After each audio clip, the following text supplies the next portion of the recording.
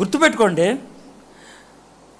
దేవుని బిడ్డ దేవునికి దూరం అయితే ఎవరికైనా కూడా దాసోహం అయిపోతారు.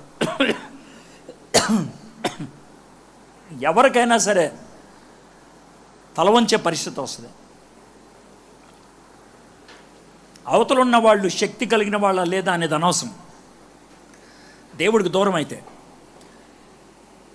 ఈరోజు ప్రతి ఒక్కళ్ళ దగ్గరను చేయి చాపి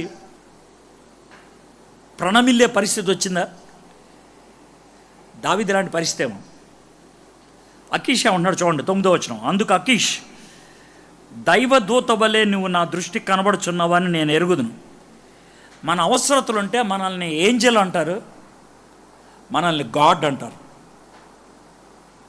మన అవసరత ఉంటే, మన ద్వారా వాళ్ళ కోరికలు తీరతాయి అనుకుంటే ఏంజెల్ అంటారు.